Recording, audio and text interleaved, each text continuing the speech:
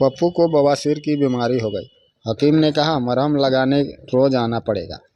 हकीम ने 4 दिन मरहम लगाया और कहा बवासीर काफ़ी हद तक ठीक हो गई है, अब अपनी बीवी से ही लगवा लेना। जब अगले दिन पप्पू की बीवी मरहम लगाने लगी तो उसने एक हाथ पप्पू के कंधे पर रखा और दूसरे हाथ से मरहम लगाने लगी। पप्पू ने पूछा, तेरा एक हाथ कंधे पे, दूसरा कहाँ है? बीवी बोली, उस हाथ से मैं मरहम लगा रही हूँ। पप्पू चौंक कर बोला, हकीम की माँ का घोंसला, उसके तो दोनों हाथ मेरे कंधे पर होते थे।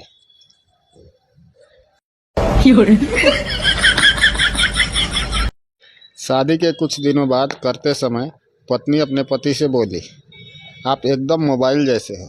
पति, सच्ची जाने मन, तुम्हें मेरी वाइब्रेशन अच्छी लगती है? पत्नी, नहीं, अंदर जाते ही आपके नेटवर्क चले जाते हैं। एक औरत अपने पड़ोसन से बोली, तुम्हारे पति हमेशा घर टाइम पर कैसे आ जाते हैं? पड़ोसन, मैंने एक आसान सा नियम बनाया है, रोमांस ठीक 7 बजे शुरू हो जाएगा, चाहे तुम घर आओ या नहीं।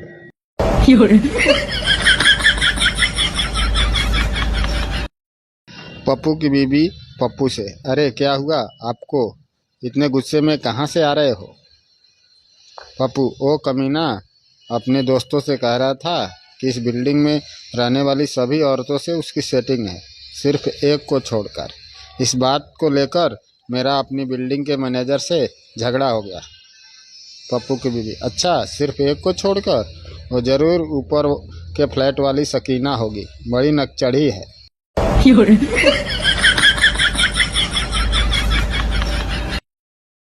मैडम, यहाँ तैरना मना है।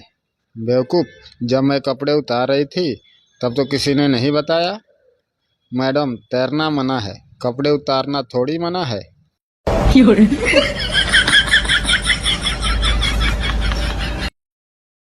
2 सहेली आपस में कुछ दिनों के बाद मिली।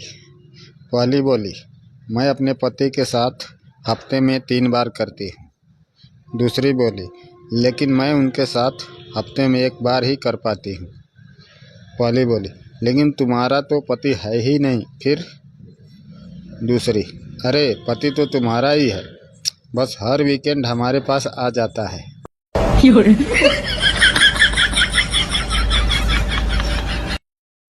एक दिन पप्पू अपनी बीवी से बोला, अगर मेरे हाथ में सरकार होती तो मैं देश की तकदीर बदल देता।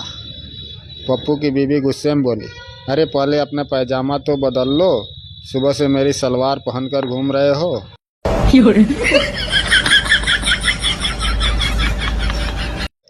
लड़के वाले लड़की देखने गए।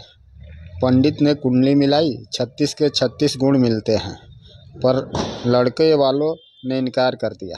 जब वो उठ के जाने लगे तो लड़की के पिता ने पूछा, क्या हुआ जी, गुण तो सारे मिल गए हैं, इससे अच्छी जोड़ी और क्या बनेगी?